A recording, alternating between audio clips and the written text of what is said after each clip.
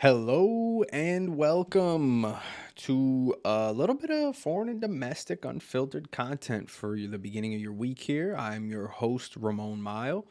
Um, and today I wanted to, just real quick, little, little inside baseball here. I have something queued up for later in the week that I didn't have time to get to this weekend. It's gonna be a great breakdown. We're gonna go do a little CIA deep dive into some of the mind games that they've been playing across the last week. But I got something that popped out here that I thought was more important to discuss because it seems to be much more relevant and prevalent rather in the discourse right now. And that topic is the perceived labor shortage. So I have this little video titled off with a question. Are boosted unemployment benefits causing a labor shortage? Okay, I'm sure you guys have seen it. We've seen all across social media. It's on legacy media, your CNN's, Fox's. A lot of restaurant owners, big box stores, all kinds of places, complaining that hey, nobody wants to work. You've seen a couple states. I believe it was Montana and I forget the other state. A couple of red states actually rescinded their federal unemployment benefit, the extra $300, in an effort to force people back to work. Um, but yeah, here I wanted to break this down a little bit because it's very interesting, and I think that there's some huge gaps in just again like the overall discourse of how this is being discussed, how I see people that I know in everyday life talking about it.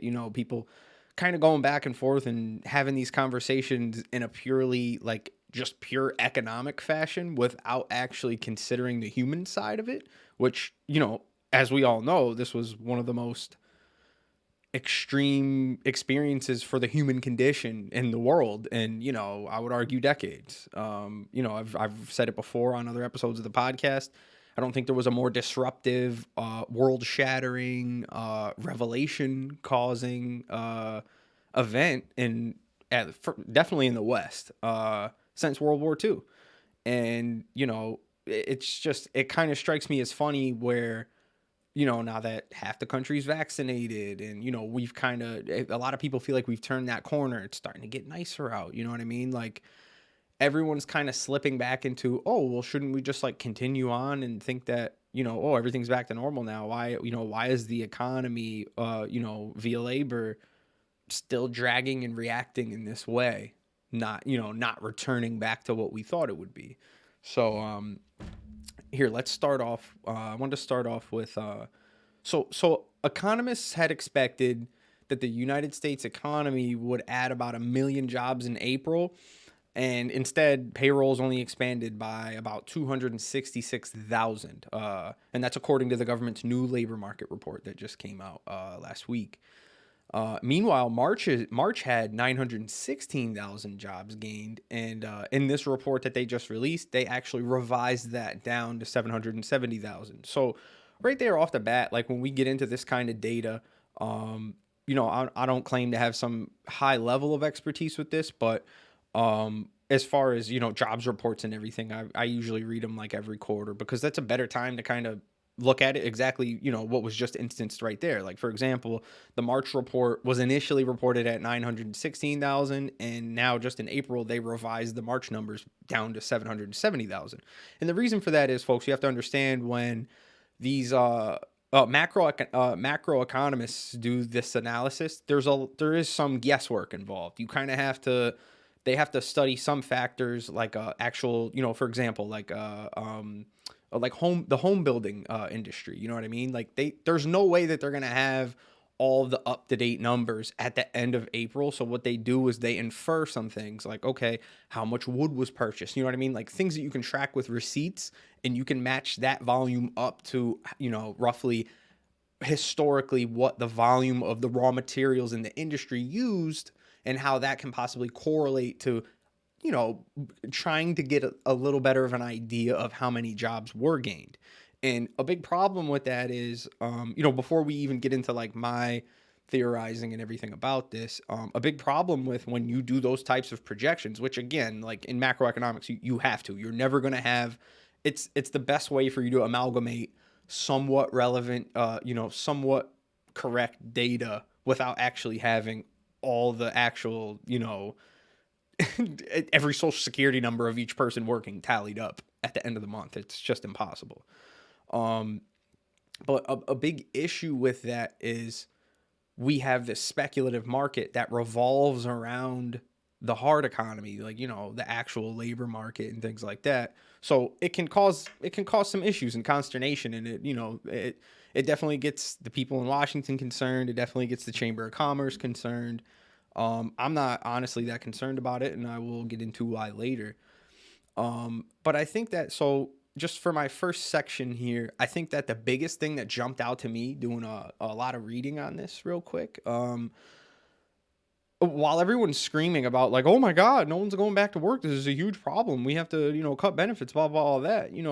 It's sort of interesting to me how I've seen very little articles actually focusing around the intangibles. And what I mean by that is, perfect example. My intangible number one on my list is the fact that um, women employment was actually severely down in April, which isn't that shocking considering that a lot of schools still aren't open.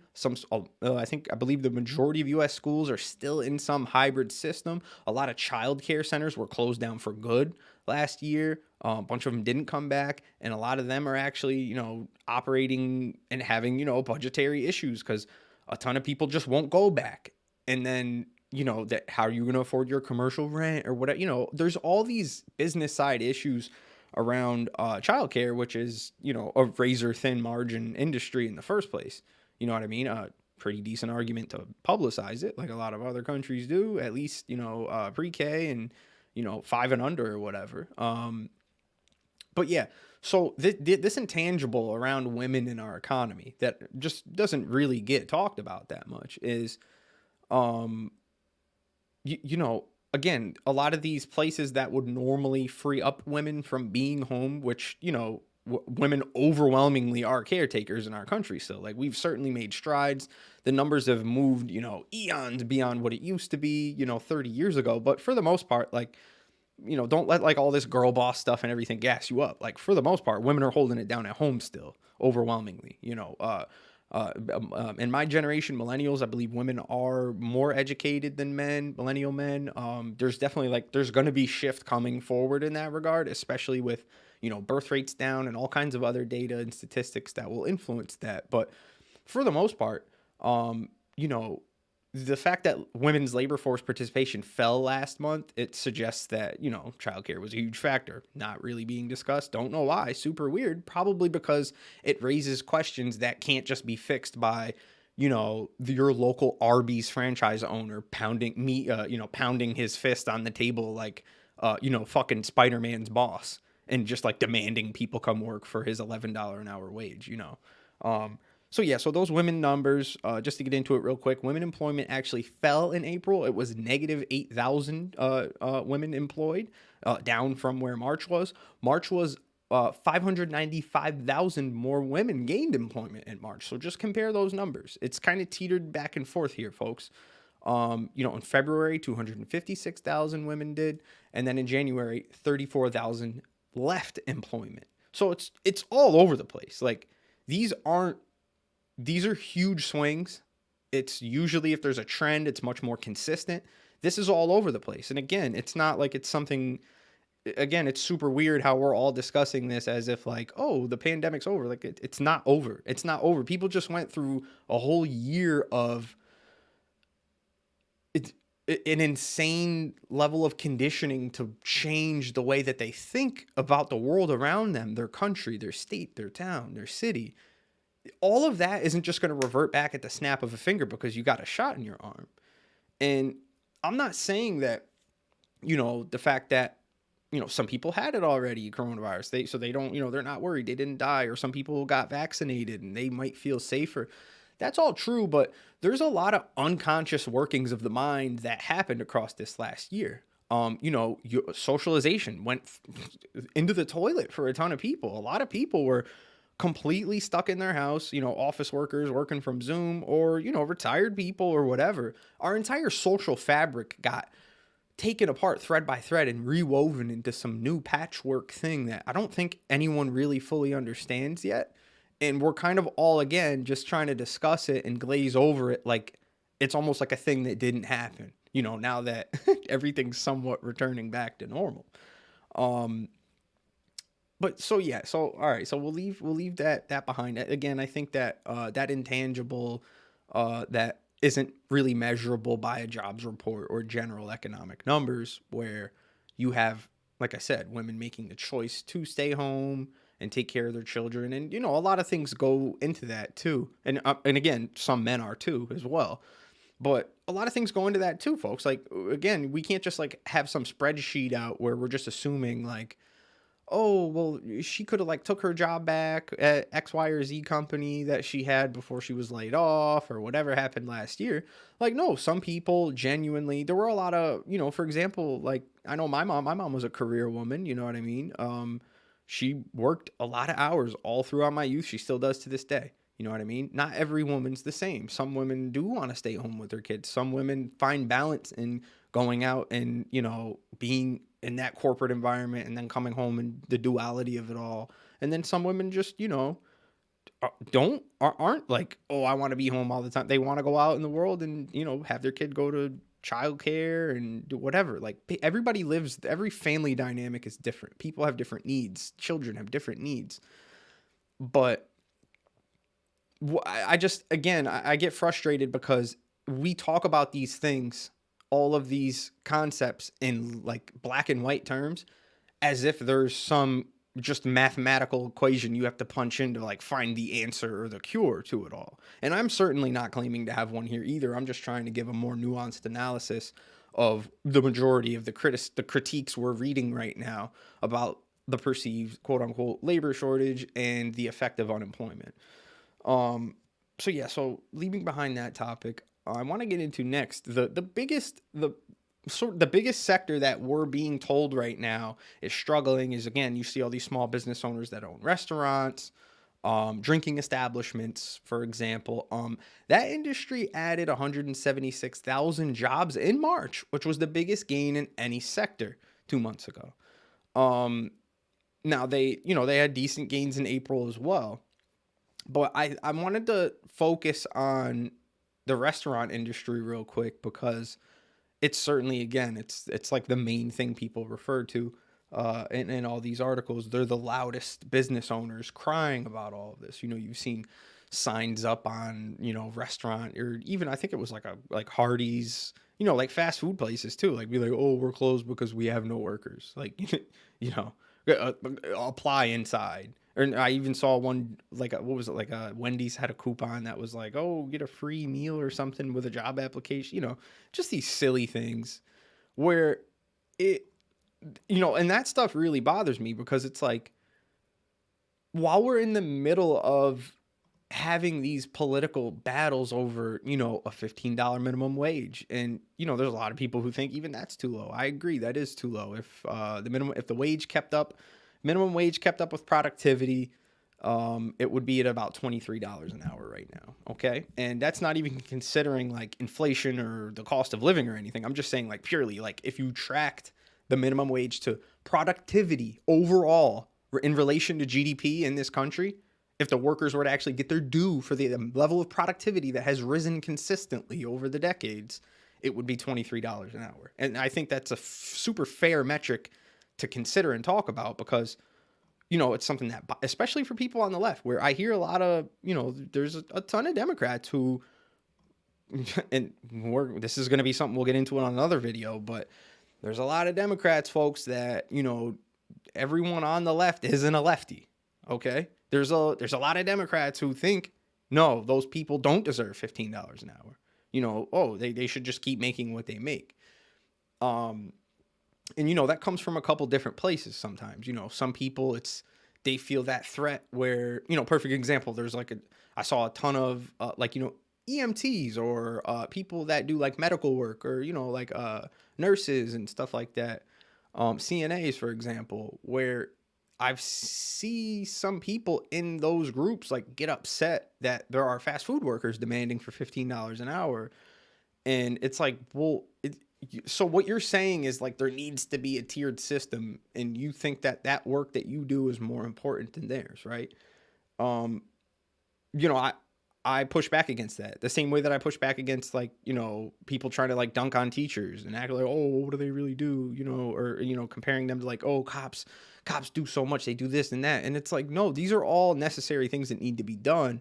We need to remove this idea around a tiered wage system according to like what we think is important or unimportant work, because it doesn't even make any sense. Like, if you okay, what are the basics to live, right? Like, you need shelter, food, and water. Okay, so the people that are giving you food are literally doing a service that like you need for your survival. Okay, and in that same respect, cops too, like, hey, they're protecting your life, quote unquote, like supposed to be. But sometimes they do that. They save people's lives. Like, sure, that's valiant work. It should be paid well. I think everyone should be paid well. I don't try to pick winners and losers based on like, oh, I don't like the people that are in this profession. No, it's not about that. And the same thing with teachers. Like, teachers get such a bad rap because, again, we view our labor markets and our economy like based around like, oh, what are you making? Like, what's the profit? And there is no fucking profit in education. There shouldn't be.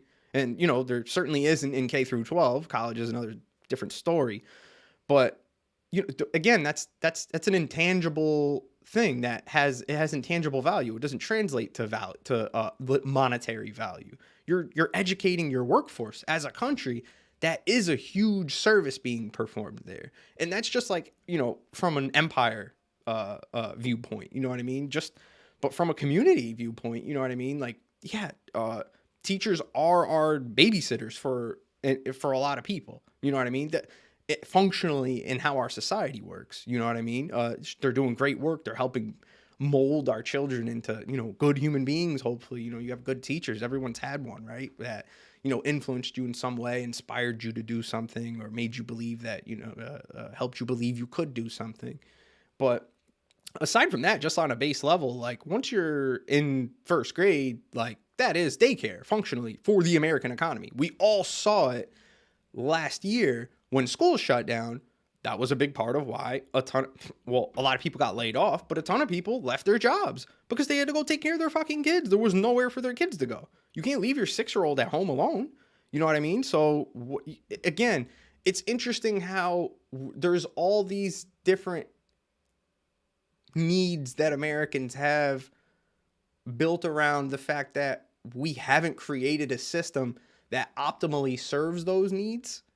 What we do instead is perfect example, like cops showing up to like mental health calls. That's not ideal.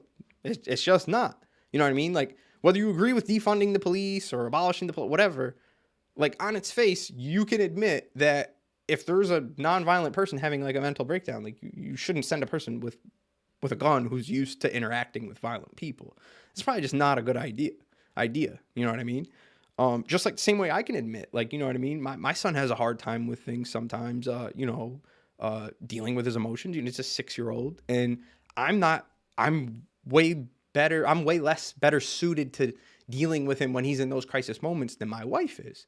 And she's just better at it than me. You know what I mean? And obviously, I try whatever, but the whole point is like, you don't want you don't want a cop showing up to stuff like that. It's just a bad idea. But I'm rambling here. Let me get back onto this. So restaurant work was what I was trying to focus around here. Another thing that I think is really missing from this conversation is just the fact that, again, like now I want to roll into the human factor of what I was talking about with the labor market. In restaurant jobs are the perfect example. I've worked restaurant jobs before. I worked in Applebee's. I worked at fast food places, Bombers. A lot of people have worked in it at some point in their life, usually if in their teens or whatever. It's shitty work. You don't get paid that well. You might get paid well for like when you're a teenager, but certainly not like as an adult. It's really not, the pay's not that great. The average server in America makes around $10 an hour or something like that. Cooks don't get paid that much. People who bust tables, you're at the mercy of tips for the most part if you're not cooking. And it's grueling work. You're on your feet all day. You're in a hot kitchen.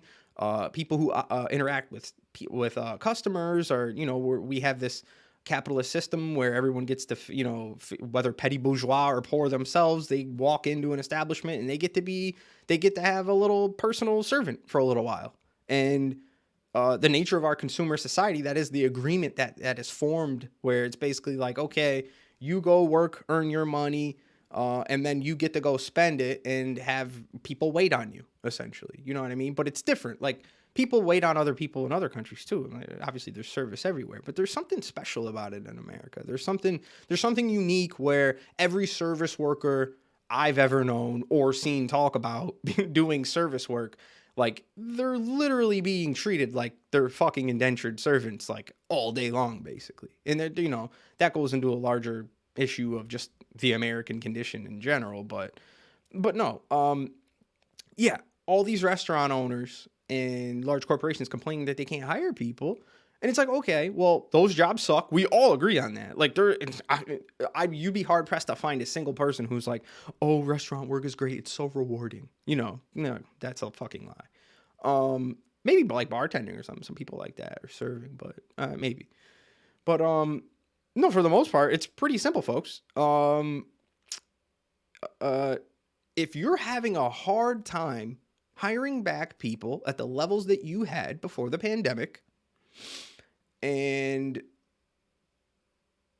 you're complaining and saying that, oh, well, the government gave everyone unemployment benefits, and now they're making more than they made while they were working for me, that sounds like you have a problem with your wages. If you're paying your people $11 an hour and they're working 40 hours a week, that was the fucking issue to begin with. So now all these people are basically just complaining that all this huge group of people, this huge chunk of workers that were so demoralized, so beaten down, so on the edge of an emergency, wiping out their bank account, like, I don't know, pop tire, a car problem, burst pipe in their house. All of these people who were on razor-thin margins close to being immiserated got a little bit of help in the middle of a pandemic. And now that pandemic's waning, not over, waning, I'm going to cry about that and say, oh, well, they're lazy bums because they don't want to come back and come do the grueling work that they never fucking liked in the first place. And I'm not going to raise my wages. Okay, so why would you expect any different outcome? And now it's to the point where, rather than most of these people even considering raising a wage, certainly like the heads of industry, when we're talking about restaurants, like the National Restaurant Association, these people have all lobbied against the $15 minimum wage, which I would argue is a pittance compared to, the margins of some of these places when you're talking about like the big chains and these restaurants that are in that organization. Yeah, like, well, okay, so what? So, like, what do you think the solution is here? You think that like the way their mind works is profit is all important over everything else. Any of these other human concepts that I talked about and more that we'll get into around, your job being fulfilling, whether it actually pays you enough to survive, what kind of hours you work, all this other stuff. They don't even want to get into any of that. It's just straight up, no, I'm going to lobby the government to make these people poorer and force them to come back to me, because that's the only leverage that they think they have. They don't think that they could, treat their workers better, whether through wages or just in general. I mean, restaurants are also another industry that's just horrible for like abusive behavior towards their employees as well.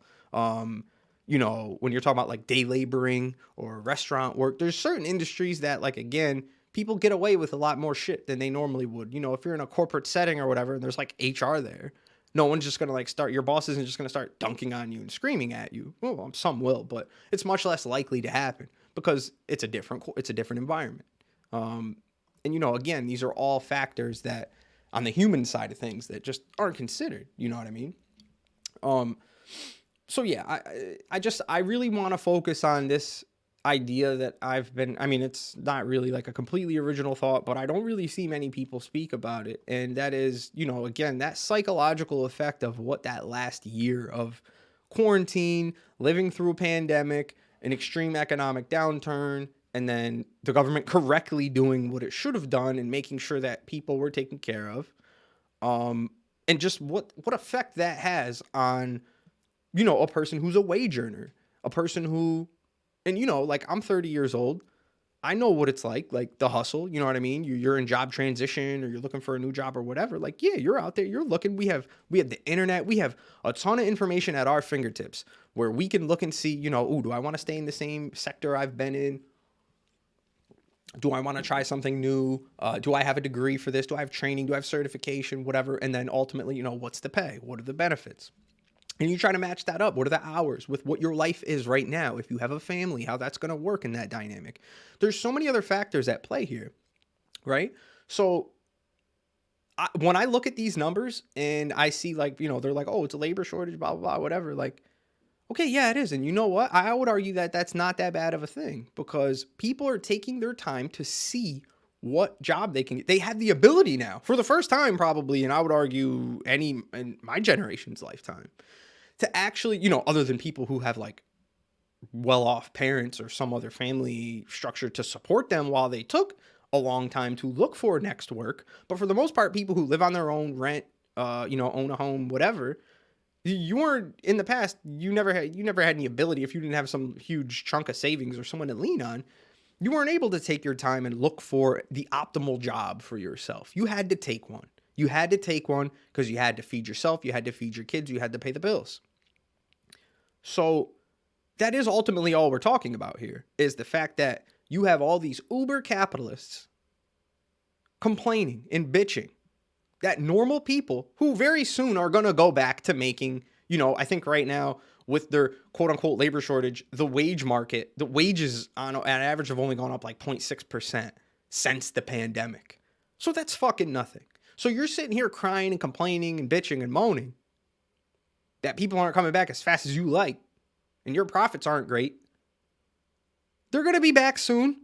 This shit's all going to end in September. The unemployment benefits, unless states step up like Montana and the other state did and cancel it early, force people's hand.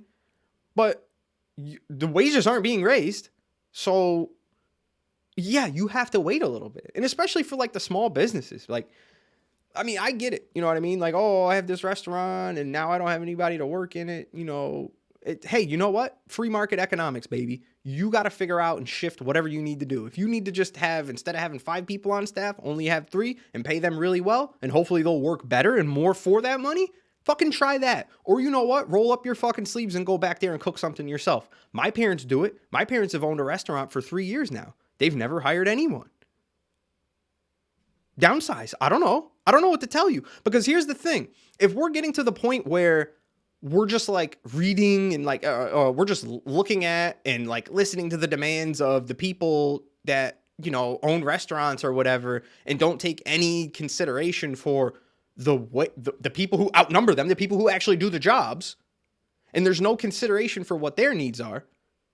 This is how we keep ending up in these cyclical boom bust economic situations. Every 10 years there's a crash. It's because of that mentality. It's because of the mentality that we're going to keep the people at the bottom who do the work that we do not value and will pay slave subsistence to wait on us, to deliver us things, to cook us things, to take care of our children, to do all of these things that for some weird reason America has decided is worthy of slave wage. And I'm going to keep saying that because people who are making $10 or $11 an hour in this country are not being paid enough to live. They're just not. They're just not. There is no excuse for giant franchises to reap the level of profit that they make, give dividends to shareholders, all of this shit, and then pay people a slave wage to the point where they're still qualifying for benefits from the government. Which no one has any complaint about otherwise, right? Like, we've all seen it across the last decade or so. Walmart's consistently been number one, where I think, I don't remember if the data's how recent it is, but I think at one point they had like close to 1 million workers who were Walmart employees that also were on food stamps, full-time employees. So no one complained about that then. No one was bitching about that. Some people were, but those fucking business owners weren't. Why is that? Now it's wrong that the government's giving them money because they won't come work for me. Anyone see anything wrong with that? It sounds like they feel like they have ownership. They're owed something.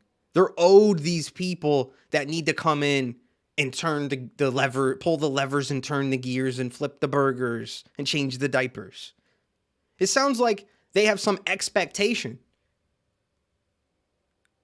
that everyone needs to be subverted into doing this work. And again, I'm not saying it's work that doesn't need to be done. I think it's all valuable work. I think it's all valuable work, all the things that we've discussed so far. But if we're not going to value those people with actual compensation, anything outside of calling them our essential workers are heroes. You remember that? Remember that for, the last fucking 14 months where we paid all this lip service to nurses and, teacher, whoever else, retail store workers. Remember how hard everybody was sucking off Target workers and all these people who were keeping our shelves stocked? We did all this. We did all this chat. There was all this talk about, we're going to do hazard pay. Barely any of that shit happened. Some people got some little bonuses, which, they gave them like $1,000 or something. Average that shit off across the course of a year and all the hours that they put in risking their own lives before a vaccine was even fucking made. But again, it's because the American mind, the attention span, it's so short. It's so constrained where, that was like 10 years ago. I don't even remember that. What do you mean? Why are you even talking about that? We all forget that. Where a lot of the white collar jobs in this country, office work, business, HR, sales, accounting, whatever. All those people got to work from home in the safety of their patio, their living room, their bedroom, whatever. They were never at risk when this shit was tearing through meatpacking companies, warehouses. They were never at any risk. They all went home. And sure, some of them got laid off. That sucks. Some of them had to go deal with other issues too. But at the end of the day, their fucking body wasn't on the line at work to put some food on the table. Everybody wants to bitch and complain about unemployment benefits right now being a problem. But let's also not forget that the way that our system is devised is so fucking draconian that you had all these people that worked in those industries I was just explaining, meatpacking, warehousing, all kinds of stuff like that, where you're shoulder to shoulder with other people, constant repetition of movement, all the while anxious, worried, not knowing what's going on, watching the, death count of people rise, go up and up. Your grandma died. Some guy you went to school with died. All that happening. And they didn't get any opportunity to leave their job if they were afraid. They had no opportunity. You can't quit and get unemployment. They were forced into keeping those jobs. The job market was collapsing around them. No one cared about what the job market looked like back then for people to want to transition away from that stuff. Instead, what did we do? We gassed them up and called them heroes and essential workers. All this Orwellian shit that we do with language, all for the sake of what? To just brainwash people, to just make them think that there's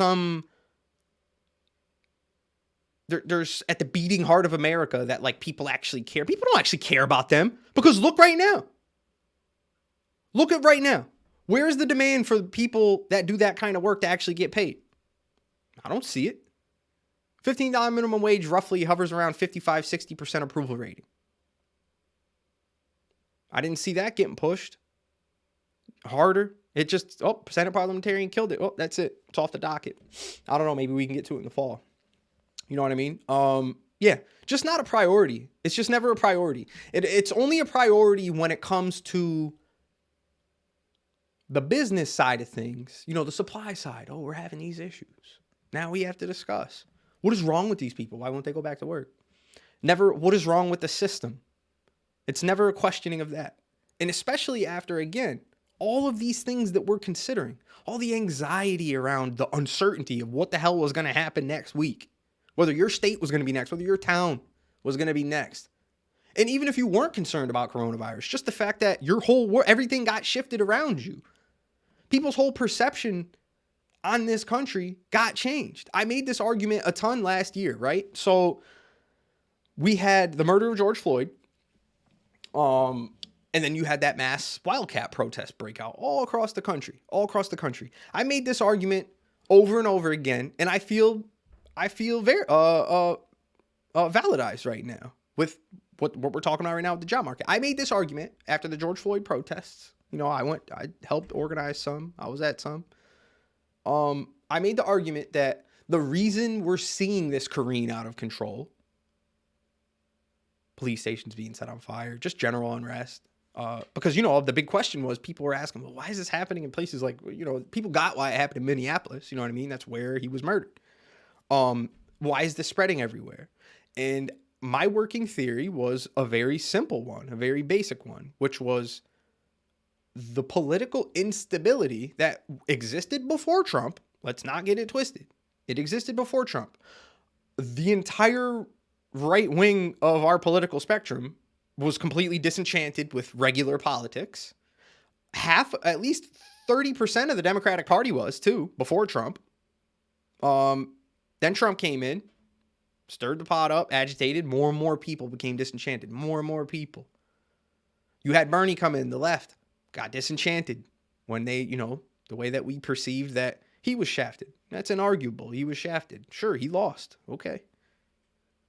But again, what we're talking about here is more and more people being turned off to what the normal status quo is. And that's really the difference between what we talk about now in the modern context of how politics is perceived, how our institutions are trusted or not. Things have dipped so heavily in just like comparing to 50 years ago.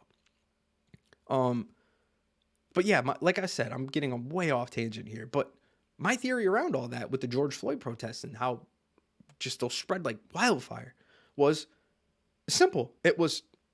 People were disillusioned. They watched that first police station burned and realized, holy shit, no one's actually in control. All this power we vest in these politicians we vote for, even for people who don't vote, they still perceive them as being in charge, right? You know what I mean? Like, even if you didn't vote for that person, don't know what they're about, or didn't vote against them, whatever, those are still our leaders. And when we watched this pandemic wildly careen out of control in our country, followed up by all this civil unrest, and it all mixed in, everyone was kind of looking for, an easy answer. And for the establishment, certainly a convenient answer. You can hear Don Lemon still say it every night, when he refers to it. He thinks that him and, this is the general thinking. I'm just using him as an example because I hear him say it all the time. People think that the severity of those protests was purely due to outrage against policing in America. And I disagree with that. The reason I disagree with that is what I just said before. Everyone realized, holy shit, no one's in control, right? And then added on to that realization was, a ton of people who had no work. The job market was obliterated. A ton of people were on unemployment. And right around that time was when the $600 payments were going. People were making more money. A huge chunk of the country was making more money than they'd ever had in their life weekly. Right? So what you have to remember, guys, is, again, I keep going back to this psychological component of it. These intangibles, these things that you can't smell, touch, hear, taste, and you certainly can't measure with any economic formula. Where people remember what that loss of control felt like. And people remember how freeing it was. Losing their job and having a little extra money to actually, no one could really do anything, but not feeling worried about that. That normal worry around money got briefly replaced by, political concerns and concerns larger than themselves, outside of themselves, which I don't think that people consider that too much, because typically the folks who are at the lowest rung of our economic system that we have, they are working 2 jobs. They don't have great benefits. They have all of these things in their lives that take more time to do. They have less time to do and sit around and think about these kinds of things, because we make being poor more difficult in this country intentionally. You know, you're poor, you pay a higher credit rate. You're poor, you got to fill out more shit to see if you can qualify. All this stuff. There's a million ways that we do this, okay? And that got lifted off a ton of people. Not even just poor people, lower middle class people, whatever. People just had time, okay? Some people use that time to spend an inordinate amount, I would argue too much time with their family. You know, people use it all types of ways. Some people went in the streets. But what I'm saying is, that isn't something that is easily ungrafted from the mind after it went on for so long, okay? And that's regardless of whether you're talking about people who were unemployed back then, and are employed now. That still, again, it doesn't change. Some people are able to have that cognitive dissonance and just, okay, I'm just going to go back to normal because it's comfortable for them, and there's nothing wrong with that. This isn't me telling people like, oh, don't go back to work. No, do whatever you want to do. Again, the analysis here. It's interesting how we never talk about these things. It's kind of like, it reminds me of like, you guys ever seen Sopranos, where, like, you know, Tony Soprano, like, he doesn't want to talk to anyone in his family that he's in therapy. It's very similar. We do that on a macro scale too in America, where, again, we're talking about jobs and, you know, the job market and the economy, and we only want to talk about it in terms of these numbers, but we don't want to talk about these mass events and the imprintations they leave on the American psyche at large. Right? We observed 9/11 that way. You know what I mean? You could look at the effect, the fear that it caused, the Islamophobia that came out of it, the violence, you know, the unifying moment that a lot of Americans felt around that. You know what I mean? Through shared pain. We had that briefly during the pandemic, but in natural American fashion, we found a way to politicize it and make it about sides, you know, and I don't blame people for that on a micro level, because our entire political system depends on the fact that any issue that comes up, there needs to be 2 diametrically opposed solutions, or just complete disagreements that the issue exists in the first place. Our political system's built upon that. But when you talk about what happened last year and rolling into this next one, and none of these fucking eggheads who analyze these things, like, they talk about humans and work as if we're robots. You know what I mean? As if, you know, for example, like, household wealth went up a ton. I can't remember the percentage, but just the simple fact that, hey, you know what? Maybe someone in their family doesn't have to work right now. And everyone's losing their fucking minds. Like, the trains aren't running. The trains are running. The shit you need, there's food in the store. There's toilet paper to wipe your ass. You can drive to work. The road's maintained. There's cops still. Everyone's losing their fucking mind because, like, a Chipotle in Austin is closed or something. Who gives a fuck? Who cares? Who gives a fuck? Is that your money? Is that your pocket? What do you care so much for? I honestly don't understand it, because we cannot leave behind this notion that all worth needs to be measured economically. Our country's worth, the success coming out of this pandemic, doesn't need to be measured by the April fucking jobs report. Everyone's losing their mind. Inflation's not going up. GDP's still fine and on track. The housing market, houses are being built now at a faster rate than in a long fucking time. So, yeah, we're having some supply shortages and stuff like that. But it's like, what is all this panic? Just understand this, folks. None of this panic ever comes into play when, again, you see that Walmart almost had 1 million folks on food stamps working at their company. None of this panic ever comes into play when there's lines miles long in Texas of people getting food thrown in their trunk. Now, because now that's just normal. There is no more panic around that.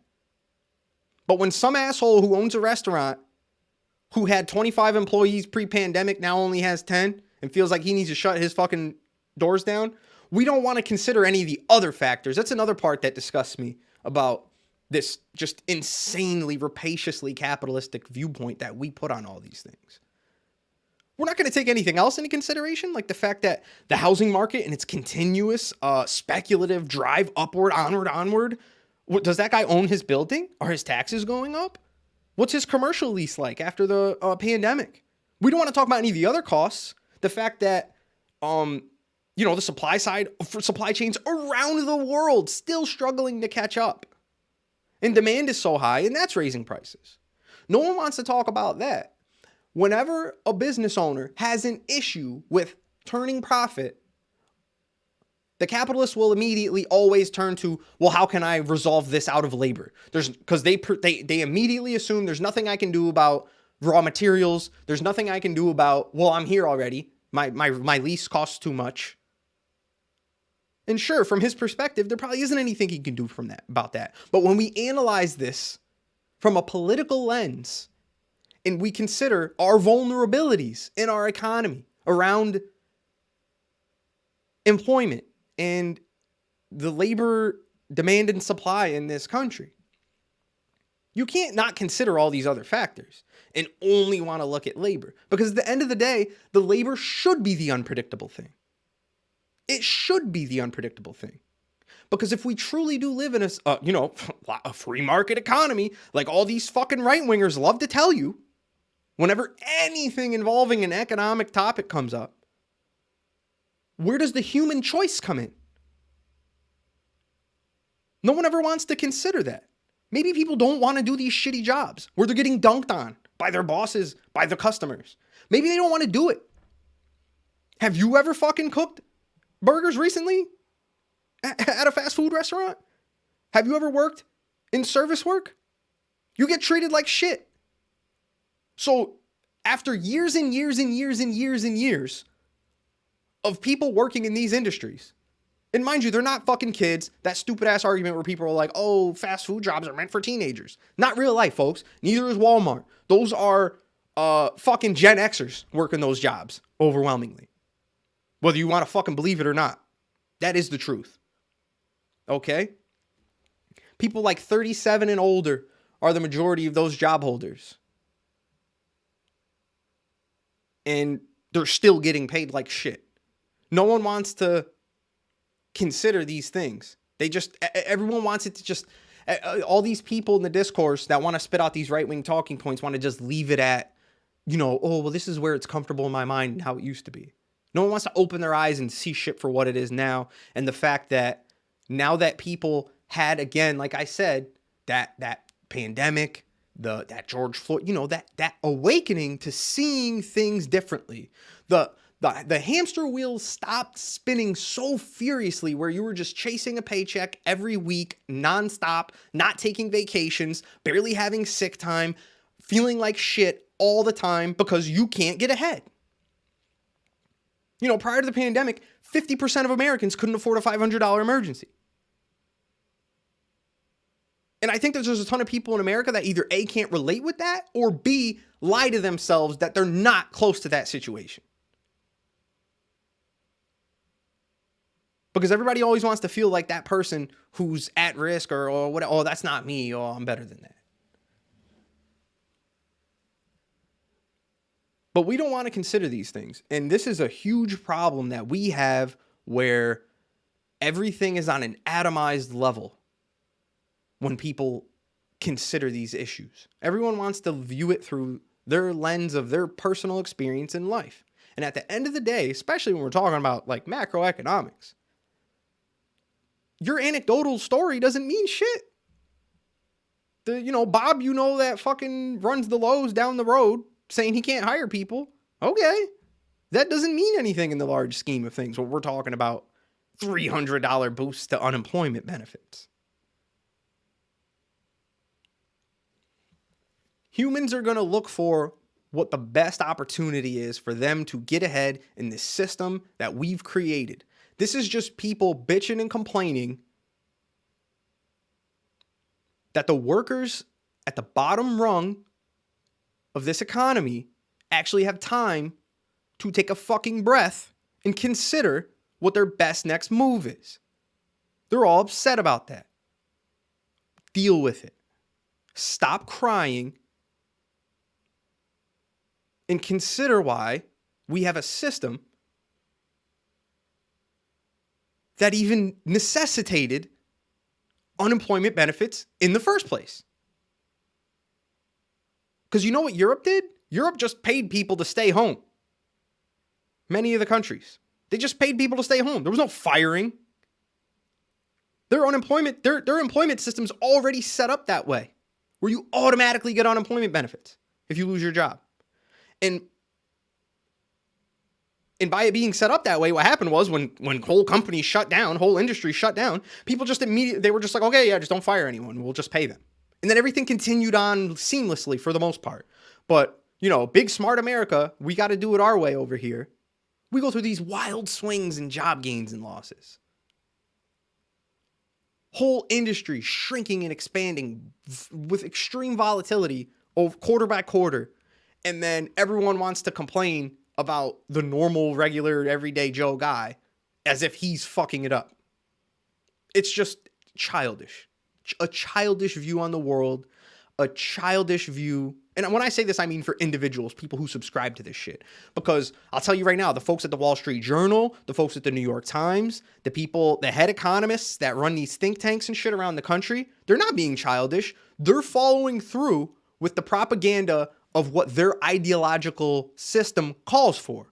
They're telling you that this is why, you know, all those stupid talking points I just named earlier, they're telling you that all those talking points are the only reason why. There is no way to consider that, hey, maybe it's a good thing that labor isn't immediately coming back and heeding the call for work that capitalists are crying out for to be filled while they're waiting for better terms, maybe. Or just looking around. Like, again, this isn't like, we don't have any like class solidarity in this country right now. It's not like there's like some fucking communist bloc or, you know, like the DSA is like connected to every like fast food worker, retail worker all around the country and telling them like, oh, no, don't take that job. Just wait. That's not happening. But everyone's trying to like talk about it on that level. They're not considering that there is some larger phenomena at play that is causing these trends over time. Just the level of people who just completely dropped out of the workforce. That's another thing we didn't even talk about. There's a ton of people that are still scared about this shit. Michigan was just on fire. There's a bunch of kids that got coronavirus now. All these human psychological factors. But again, none of this comes into play when we go over the economic analysis of these things, especially in those legacy newspapers I was just talking about, all these institutions, because at the end of the day, they talk about labor like it's just another number in an equation. Humans are just robots. They're just supposed to do because they need. And if they don't come do what the market demands, then you need to change the market conditions. In their opinion, you need to negatively change their lives to force them into what we want them to do. You know, I didn't really have that big of a disagreement last year. I don't even remember who it was. There was some Republican in the Senate who said that he wanted to pass he had a bill that he wanted to pass through the Senate, which would give, I think it was like a $200 or $300 boost to people who were on payroll. You know, just like, hey, here's an extra $100 or $200 for working. He foresaw this issue from in their terms. He foresaw this issue, and sure, if that got passed, sure, we wouldn't be looking at these same numbers right now. And honestly, I have no problem with that. I have no issue with that. But the thing is, that guy who put that forward, he's not ideological with this shit. He's just looking to make a solution. The people who control a lot of this stuff are ideological about it. The Chamber of Commerce, the Fed, they're all going to lobby against this shit because they understand, well, if we just start giving people $200 extra like to work, that's what's going to be next. They understood that. So that never happened. The $600 boost to unemployment last year, they had no choice. The entire market, the entire economy was going to suffer immeasurably if that money didn't get injected. And Luckily, we had some people that were actually smart enough in the Trump administration when that happened who understood you could not do the top-down approach of just bailing out banks or whoever else in the industry. They did both. They bailed out the people and industry. Thank God they weren't fucking stupid enough to not do both. And we all saw the studies, the level that the velocity of money reached in local economies, for the most part, kept everyone decently above water. Even all the moaning you heard about landlords losing money and blah, blah, all that. You look at the numbers for the last year, they actually came out decent. The overall profit margins for landlords in the country was insignificant statistically, even after all that crying you heard.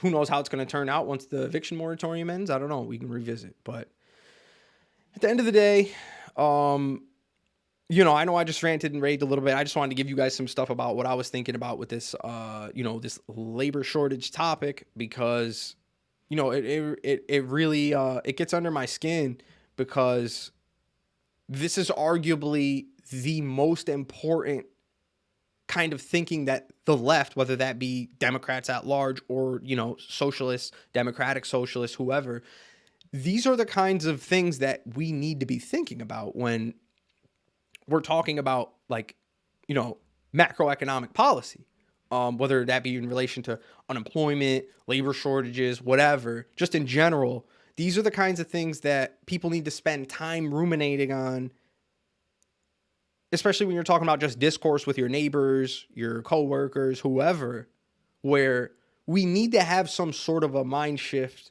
collectively in America, working class people, around these kinds of things, because we can't continue to view these issues all through the lens of the folks at the Wall Street Journal, because that's not real life.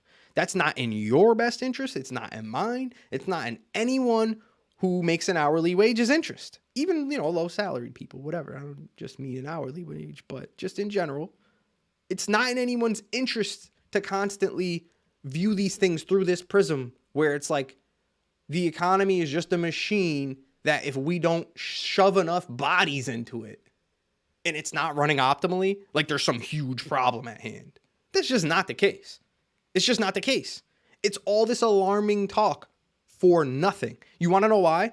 Because if that unemployment rate still stays high and you have some of these industries suffer, remember to think about it. We were talking about, there were a ton of people. It wasn't just me. I mean, I was a strong proponent of it, but there were a ton of people in media talking about, oh, hey, maybe the movie theater industry should just die. And I know that some people have strong feelings about that, but yeah, whatever. They've been a big reason why a lot of people didn't care is because they've been fucking hosing people. You're paying it's like $30 to go see a movie now, like with a drink and popcorn. So of course everyone's going to be like, yeah, fuck that. I don't care. Okay. So that's how workers feel about a lot of these industries we're talking about. Like, yeah, fuck that. I don't care. I'm going to go find some other job somewhere else.